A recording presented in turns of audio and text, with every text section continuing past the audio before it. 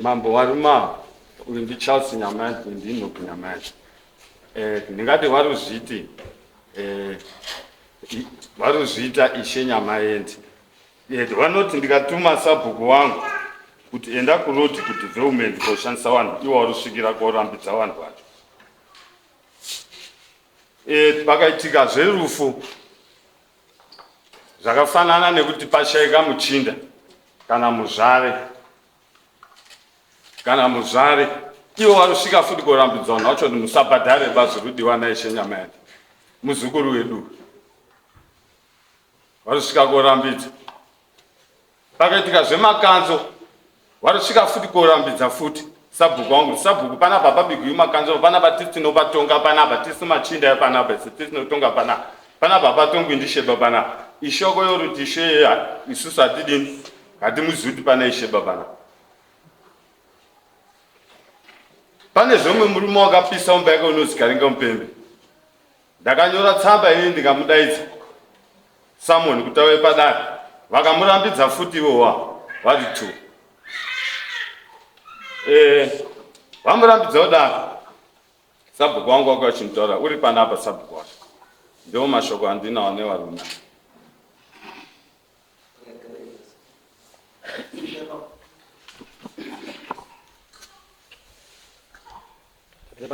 padare ramambo mutasi ingosindike Nyamaendi zvitawanditishandise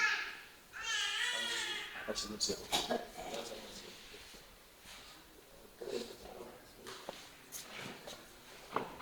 ndasumuka padare rashe ramambo mutasi kuti waone murume handisizivi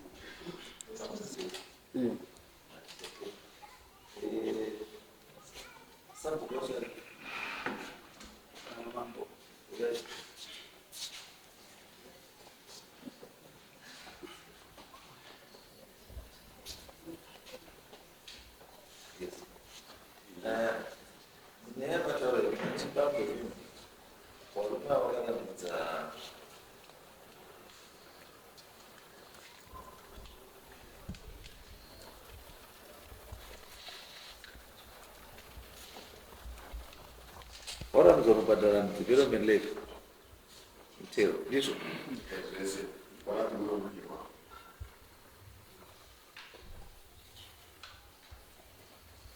murume wacho ane imba yakatsva wamuti wakarambidzwa dai kudare aripi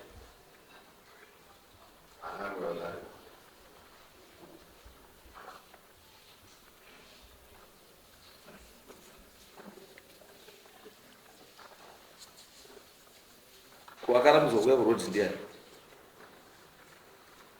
awanda kuti tikawati ndaigatendei kuroti anoti isisi hativhumi kuti tiendeswe kurodi ndiyoba tirikugara kumachinda saka machinda anotiti usaende kupi kurodi kana machinda azoti tiende kurodi kuti chazoenda kumarodi machinda aripo ndo mairi ari panapa ndokutaura kuenda vanhu iwa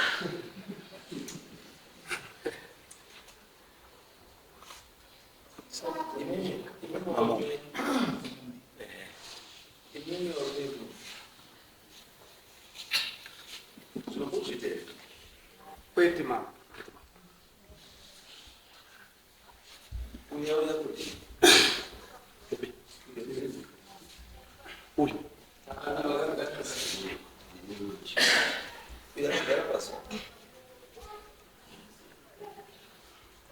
uya kugara pasi uyu mambo uyu ndiye takazwa ndiye sabhuku uyu akazasi sabhuku basi uyu kwai ndiye makamukadza saka uyu ndiye ngoya kutora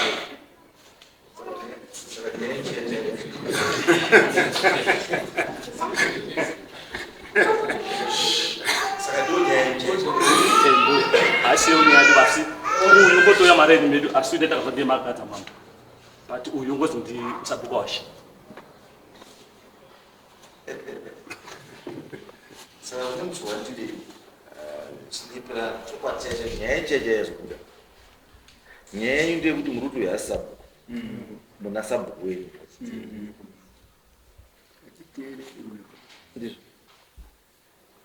iyi nyaya iyi ndiyo yakanga ine nyaya dzekunzi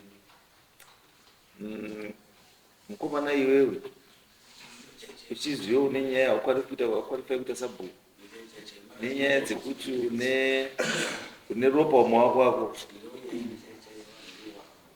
Yes, ndikati chizviya ndikabvunza kuti nyaya yekufa kwandiyani zviya ndisekuru zviya, ndikati ndoda police report kuti payakaenda kumapurisa yakanzi chii kumapurisa, ndikazoti ndikuda futi clearance yake kubva kuCID yekuti munhu yakaparara mhosva yamamuchumuti ndiye akaita mhosva. Then chisina kuuya ipolice report kuti nyaya pakafa sekuru nyaya yakarepotwa here, because chinoti nyaya ipinde murecord yenational Central Intelligence Bureau inofanira kunge yapinda mumarecords emapurisa. Kana isina kupinda mumarecords emapurisa, it means kuti musystem inenge isina. Saka nyange munhu akaenda kuibvunzwa kwanosvika kuti munhu ari clean, because hainobva yaripotwa. Yakaripotwa here nyaya mapurisa my claim against this man. Ikatongwa yakatongwa anotongwa because munhu anga ari pakabvato munhu ari mapurisa vamubata maneighborhood vamutsvaka vaenda kwaruda aenda kwada vambobva azobuda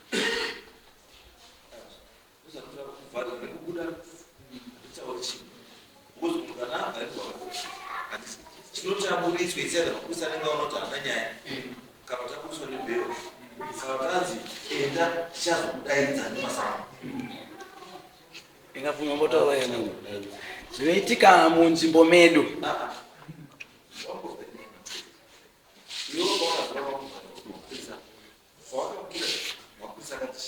Mapurisa akati nditenda ati ndizene mhosva yatinonga tazoona pouri tichazokutora ndokuda kwandakangoita kuenda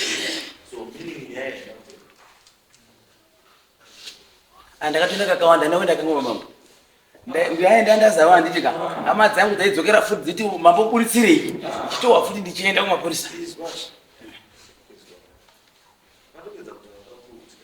Kana mapurisa akati handisi tichakudaidza nemasamwa handisi kana need yachi yapo handisi, it means kuti nyaya is still under investigation.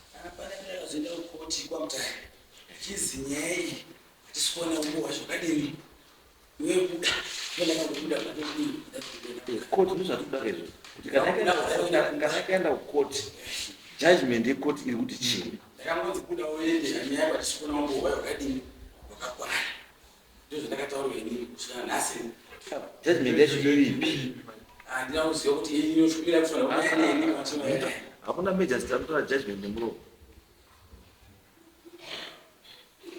Judgment ipa major street haifi nemuromo pa ine paper inoratidza kuti case between nhingi nenhingi judgment.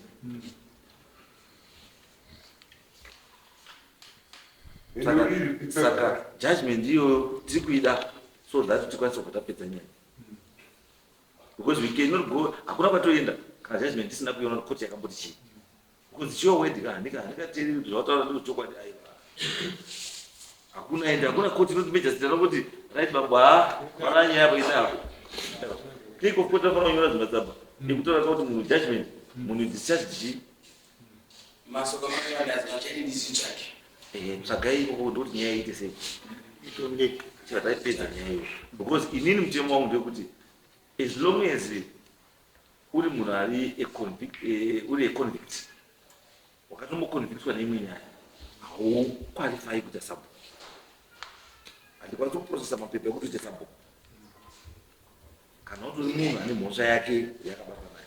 Saka ndinda ndinenge ndaapruva izvozvo zviso kuti mhosva hapadi hapana, kana mhosva pasina ndekuti sabhuku, kana iripo because nyaya iripo ndekuti iwe uri substantive here kana kuti de facto watowagadzwa here makamaniti mimi kwaenda mafanya things ndokugadzira right ndosaka ndikuti kana izvi zvese zvakclear handisi you are the rightful person kuenda pachigaro pacho asi this thing hanging over your head chofanira kutanga chaita sei chaclear first then from there tochifamba kuenda kupi kumberi ndochambira mama saka ndoda clearenceyo chi because nyaya iripo ichemane nenyama yenyu ndekuti nyaya isitori between imimi nechii nehawa nyaya itori between awa neuyu because nyaya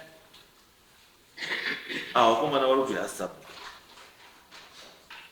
hasisiri izvozvo vaiita manje mama ndaiti ndikatumira naishe kuti bika makanzo ndaibika ndaiendapo ndaiti tibikire makanzo sure vanhu vaiuya vasi vava ne 3 years musika mupredzi vedu isikabiki makanzo saka po ndakapinda ndasabhuku enini ndakadaidzira vanhu sure vatita gadzisa zvinhu zvemakanzo po ndakaenda kunozvibika musi wekuti makanzo angu aibva sekuru ushu nemurume ushu namama wamurume ushu wakasvika ukati nzvimbo yawabikira ino iyi haisi yako ngeisu machinda ndopane nyaya yedu yenyaya kubuda zvese izvi right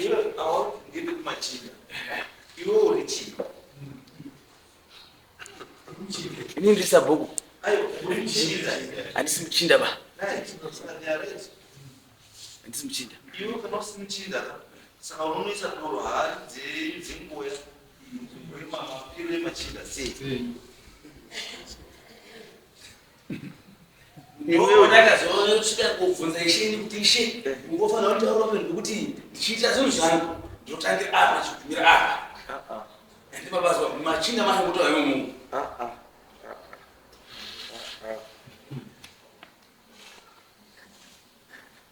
kana chiri doro rekupinda mbinga guru rinopindwa with the authority yemachinda epamutasa munzvimbo iyoyo mambo imomwe ndakakurira inini baba wangu taitongobikira makanzo nzvimbo iyoyo uzanyaruzora ndiri kuti pamwe pacho hapadiwewo ba panoda ishe nyama yendi nemachinda ekwanyama yendi ukapenderezora yekuti iwewo wakaenda kupinda mumapiro emachinda iwewo usiri muchinda ndo pane chii ndo pane nyaya yako nemachinda ivapo kuzi haupindi maumo asi iwe uri ubhesa kuti ndatumwa ndiani ndiishe but manje zvinoitika kana tiri kuita zvinhu zvemhuri uzaaa kana tiri kuita zvinhu zvemhuri zvasiyana neusabhuku neushe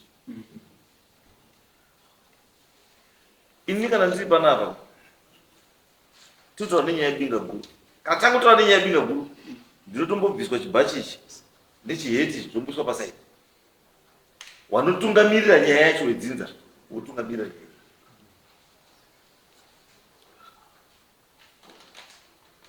kuti ndiri mambo hazvire kuti I'm in charge of zvinhu zvese zvepamutasa zvedzinza aiwa for now ndini spokesperson ndini ndakamirira mhuri asi kana paine zvokuda mhuri ndinoconsulta the relevant people ndiwo vanotitaura zvo ini ndotedzera chii izvozvo because iwe haukwanisi kupinda mumapiro haukwanisi kupinda mumapiro ekwamanyama yendi kana usiri nyama yendi akaudzwa kuenedzora kuti ndokutangira hundu dzenyiko kuti because pauri unotsika iwe hapatsiki nemboya unotsikwa nemuzvari nemuchini hatichazivi manje pamwe nemutonetsa kwakuita mvura ndimi mamuri kukonzeresa because nyama yende ndiro svika hombe remvura mwamutasa tena mwacho wa tutu wa chinda wachewa ukulima michishani saka animozveyanga matsana kuri mutama una mwacho mwacho tauri bati ukulima michishani nezuro chaiche unongo chitopisa munda nezuro chaiche zuro chaiche kuti karima nzvakati zvitoitika mafraida yake kuti chitsiri isusu unondozvida seizvozvo right anyway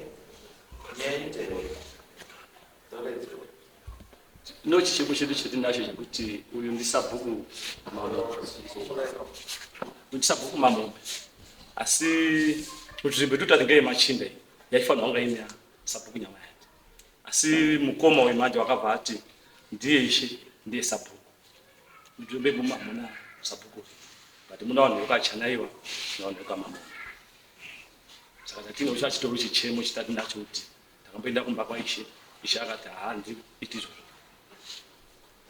Eda kuti gura bhuku tise kubhuku remachinda iko kuruzi mabhuku asakuuya inini ndoda kubvunza bhuku remanyama yende riripo here riripo rutungamirwa ndiani rutungamirwa ndimwana ndiani jaspa nyama yake mwana wake pombo pake mwana wenyime hazviti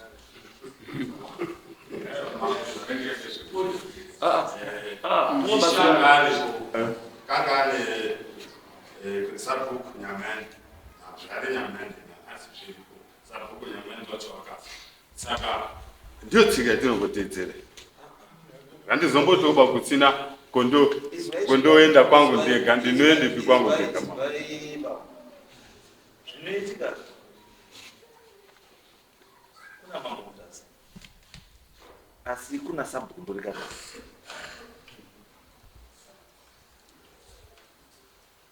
handikati nekuti ndine mambo ndo ndinda sabhuku ndorikata hazviti ba ngatifane mukana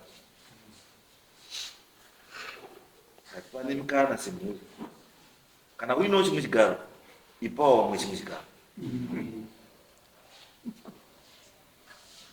mukavapa zvigaro vana nyama yende wakaitawo chimwe chinuka munowirirana hawangatomwi nenguva yaka bhuku ravo hazviti tongwa nenguva yamubhuku ravo hazviti imimi bhuku ranyama yende ribvisei paushai hwenyu ripei kumhuri imi mosara neushe chete because kana makazvibata zvese zvinokunetsai because bhuku ramakabata rinoda kuyananisa asi nyembe dzamunadzo dzeushe dzinoda kutonga saka the next thing hamuchayananisi makuti munhu wese wauya maakutonga hazvifambidzani nazvinhu zviri izvo imimi taishe ngapawe paina chii samukunyamai ndo ndinoona zvakanaka endai mogadzirisa izvozvo separatai the two chimwe nachimwe chizvimiriri ndikuti musaite izvi hondo dzamuita mese kuzvakari mubhuku mandorikanda munomu ndokutomwanyana nanyagomo machinda obvuma kutongwa nenyagomo mubhuku randorikanda remachinda wobvuma kutongwa nenyagomo hazviti hazvishandi bhuku ravo nderavo endai museparate the two bvisai kumwana wenyu uipowa mwana ende mwana hamungatiwo baba ndiishe mwana ndiisa bhuku ipaiwo mwana nyama yende dzimwe dzimba idzikachitowo sabhuku so that ushe kana uri kutenderera ukabvawo pamuri uchienda kunga usabhuku unotenderera uchibvapo uchienda uko muiyemesezve akachamuda kudya idyai mese semuri tinongati musumo wasabhuku wekuvakakomakuwa uri pauri pauri musumo wasabhuku kugadza sabhuku uri kuya futi pauri zvaishe haiwa hazviti ende mugadziri nyaya idzo ndaona nyaya dzenyu dzozi ndobara nyaya dzenyu do separate the two usabhuku neushe chinga chimire chega chinga chimire chega usabhuku ngaubude mumba menyu ngauende kuna nemwe zvakutorewa kuti there is no need yekuchatombofambira zvamamuda kufambira zviviti zvaava wangakuti ndii because uyu kauri bhuku ramamombe neramanyama yende ise mubhuku iri akasiyana uyu ndimamombe asi uyu manje akapinda mubhuku panyama yake akasi akapinda mubhuku panyama yake kuda kupusha isusu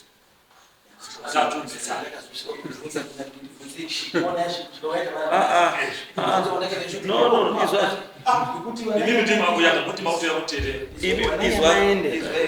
Nyamaende ndizosha Reda. Kana iwe uri kugura mamombe. Saka wauziva kutaura machinda mari dzemutero sei? Sabhuku aripo Jasper. Sabhuku Jasper uripo. kuti uruzwa mamombe anditeka kusaidire kwako kurubata Jasper Nyamaende vakasiyana nekunogarawa mamambo vakasiyana avari kudhuze nekwamamombe apa avari kudhuze nekwamambo bhuku rinotonga mamombe vakagurana na Sabhuku na Chanaiwa. Sabhuku Chanaiwa munomuziva kamambo ndiye wakagurana na mamombe rekwa Chanaiwa rine kubhinya roti kuseri ndokune bhuku rekwa Nyamaende raJasper prazi avari kutizve bhuku ravo chairo ravaitonga ngerekwachanaiwa. Bhuku ravo vari kuti hanzi baba yedu ndiyo wakapa Chanaiwa bhuku, saka toda bhuku redu rekwani rekwachanaiwa. Kuti baba wavo chacha ndiye akapa bhuku vanhu vekwachanaiwa vane sabhuku Chanaiwa. Imimi icho zvechokwadi. Ichokwadi. Saka mukuita zvakadzanyeko. Kana muchizoti bhuku redu ndekwanyamaende. Sei muri kusiyana nemachanaiwa? Isusu rekwanyamaende tinalo bhuku rekwanyamaende. Angena ane baba wavo kwaigara kwacho ndiwo vari baba wavo ndiwo wakapa bhuku wane Chanaiwa vautozichanaiwa. Vautozichanaiwa. Kana muchoiziya zvinodirei. Gadzirisei kanyeyo.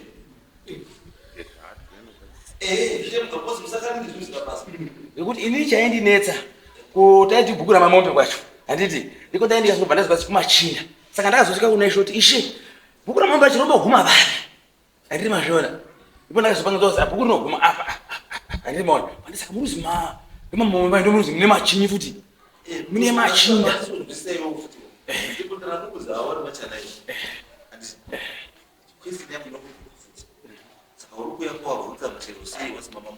kuruguma ramamombe naChanaiwa mambo ekwizi pane nhume yemungotuma aitoikure kufunga panapa nekurodhi kuti abva kutaro mari wari kwaChanaiwa awa kune vanoti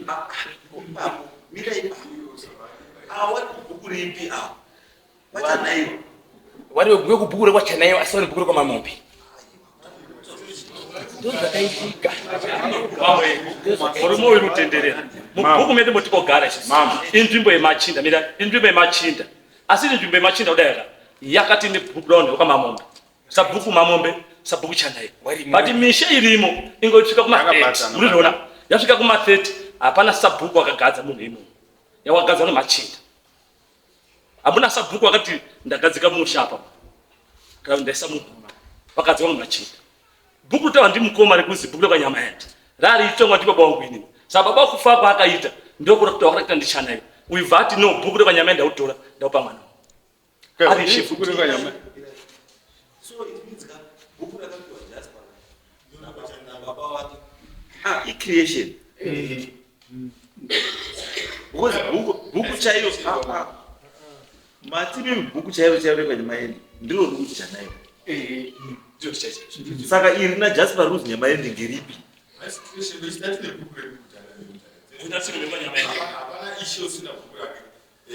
kuna ishe Chikomba, Sabhuku Chikomba, ishe Nyamaende ndosaka ndokubvunza izvo ndotozviziva nyangwe mambo chaiye hakuna mambo asina bhuku saka ndokuti bhuku chairo renyu rekumambo ndoro riri kwaNyamaende asi iyi mhuri futi handiti yekwaNyamaende inewo bhuku rayo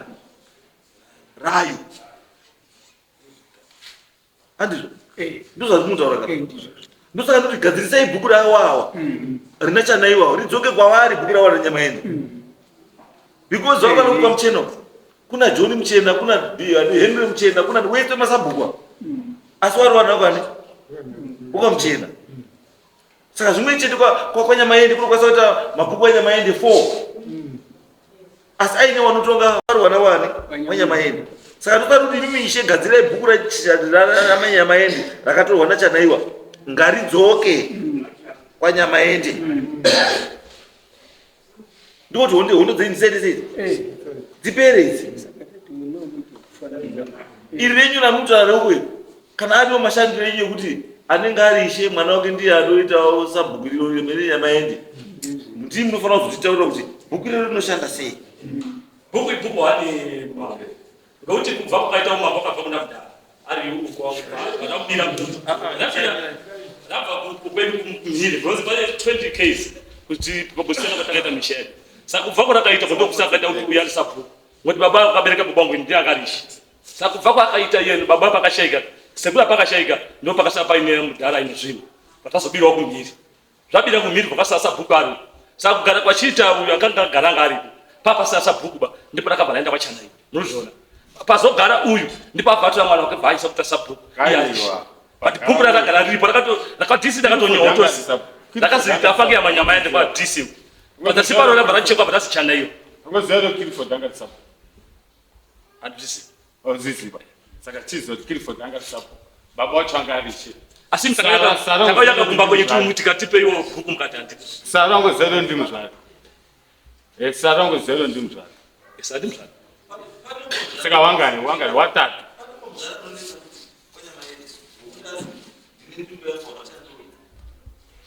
wakagadzwa ndi shangari vachakamupusha ripoti akufana kuita mzvana aiwa anogadzwa kuti izwai munhu kana achigadzwa kuti muzvari basa rake rinenge rirei because isusu kulocal government hatina position yemuzvari kune position yasabhuku naishe namahu saka uyu muzvari uyu adogadzwa ada kugadzwa role yake iri yechii neusabhuku ere yechii muzvare uyu asi munhu ngaiva nyamaende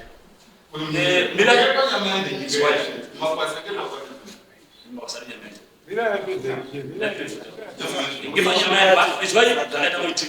wakapana maposition saumani uri munyika yemanyamaende muri moziva aibva apiwa position yako uku nzvimbo kunogara muzvare uku inzvimbo yekwasaumani but yakaenda kupiwa position yekuzi ngeyamuzvare nyamaende zvaizogwa kurukana tizvizivi kuti chaichaitika kuzwa kwandakangoti hangu gumba racho hatisi zvakaitika nguva iyoyo wakarasa chinhu chavo kunzvimbo yeumwe unobhazi papako paipa ndokuna muzvare kuti matauro andakadawo zwangu aimboitwa pasuko pacho because ndikuona kuti nyaya yemuzvare urambe chificha stadium saka ndoda kuti zoti muzvare uyu role yake mushe wekwamani wekwanyamaende imboni iyi basa rake nderei muzvare vakasimbisa ndakatoona rimwe dhei panewo munhu akatouya netsamba panewo munhu akauya netsamba aitoti ndaripewa namuzvare atoni nechidzindo chakatodhindwa ndikati ya munhu ane chidzindo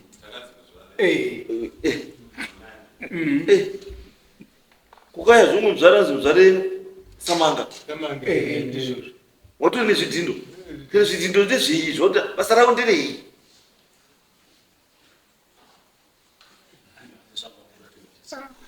aiwa gadzisai musaite zvimwe zvinhu zvisina basa gadzisai chienda mugadzisai nyaya yemabhuku aya asi iwe muda wambepa kana pasina judgment iri kubva kukoti kwamajistrate handisida kuzwa kuti wakamira utaura kusabhuku handisida kuzvizwa kuzwa kuti wakamira pane vanhu kusabhuku handisida kuzvizwa tanga waita zvindakutaura mapepa zviyo auye ukliwe koti yakakukliya kuti yanoti criminal ini ndikuti ekuicentral bureau handina basa navo because central bureau inoita based on masystem ka because kana system isina kufida central bureau kuti munhu is convicted akaconvictwa kukati nenyaya yakati haibudikawo ndosaka ndiri wari kuti nyaya yenyu imimba yakamhangarwa kwanzwani kwaruka iyo kataura kuti ikazoenda kupi kukoti kwamutare handiti ndipata ndipe judgment yekoti kwamutare ndiyo yati hauda kupiwa judgment ndosaka ndikuramba zvekuti hakuna koti inoti yapedza nyaya yotadza kupa munhu judgment chiendaimotsvake judgment ndautsvake judgment asi usati waine judgment iyo stop kumira pamberi pavanhu ruri uchidurisamo tavirirana imi mishe endai mugare pasi nemhuri yenyu mugadzise nyaya yebhuku rina chanaiwe ridzoke kwanyama gadzisai nyaya iyoyi. Iyi ndezvemhuri izvi. Gadzisai kana muchitoiziva, gadzisai. Yes. Uku kana kwagara ndosana kuti isu toshanda nezvamagara muinazvo. Kana kuti ishe agara achiti ishe kune kuine bhuku ririko, kuine rimwe bhuku reko nyama yaende kuti machinda. It's okay. Ngazvi izvozvo ndozvatoshanda nazvo. Hatifaniri kuzvichinja nenyaya yekuti mwana kuti zvamuzvinga izvi. Aiwa. Izvozvo ndinamugadzise ichocho. And then iwe wati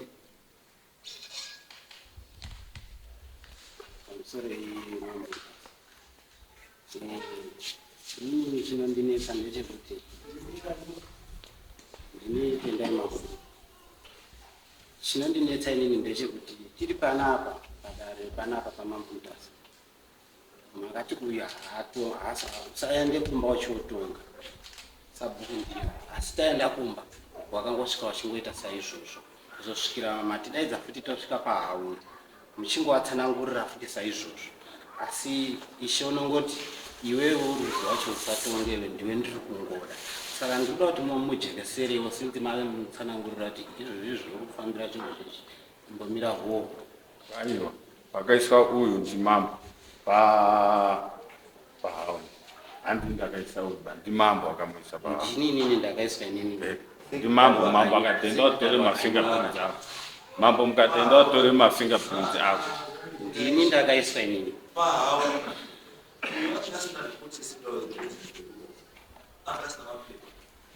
accusation yakanga yabva kumhuri yekuti uyu haagari nenyaya yekuti akauraya sekuru. Ndikati ndizvo here wanhu isu wakati ishuwa akauraya sekuru. Uyu akati handina kuuraya sekuru. Ndikati chienda wotsvaga utore mapepa ese ukliwe, bring all those papers, then from there iwewe sekutaura kuri kuita ndonofanira kunga uri sabhuku.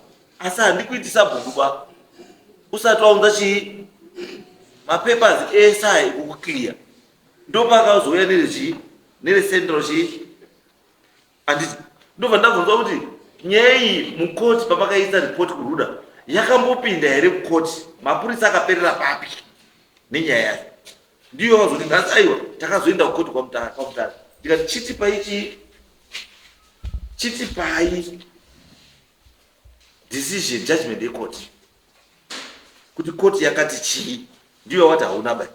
Ndikati no, koti haiti mavebal enini judgment anonyorwa pasi kuti nyaya yapera iyi kudana major kwamutare judgment yacho yenyaya iyi iri kuti zvakati. Handibhirivhi kuti zvinomeka sense ba kuti munitauro dazi major city wakatoti hazvapera una nyaya bai pasina no documentation nothing hazviiti. Ndosaka tachienda motore nyaya iyo asi usati wauya nenyaya iyo haumiri pamberi pewanhu uchiti uri chii kusvika that information yawe. Let's save that information. Ishe mazvizwa. Ishe. Asadaunza paper haamiri pamberi pewanhu pa.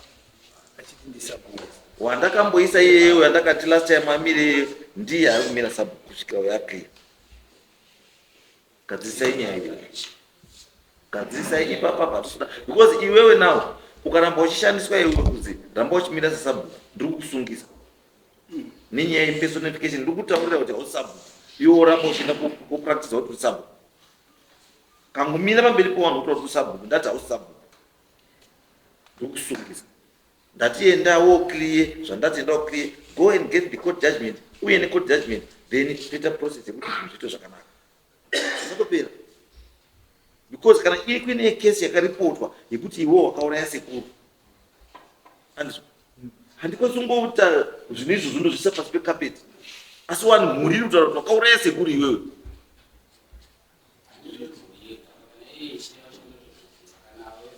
Izvo hatisadzokwa zvino tiri kuti isusu takuda judgment yekoti kuti yakati chii after report yaitwa nemapurisa then from there toenda mberi. Ndizvo zvatiri kutaura chete. I'm not closing the door on this one. Asi ndiri kuti uyu ngaapruvhiwe nekoti zvamutaura ichokwadi here kana panyika.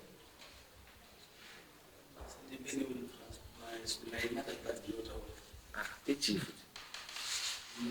No mambo ngekuti muri kuona hama dzangu dziri kana nenidzi dzinonyepera zvinhu zvakawandisa iyo izvi tine nyaya inaita kuti ndakauraya mwana wangu ndakaita gore ne7 months nditori maoko mapurisa kundotwabhuka ndikutofambiswa ndikudzwa ndidzikiso kuti ndauraya mwana wangu ndisina kutombo mudini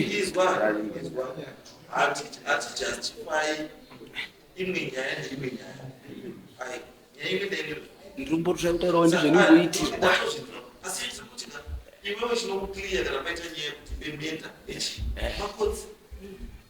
ponda pasi as long as court yangoti you are clean, then you are clean. Yakanaka mama. Zvatopera.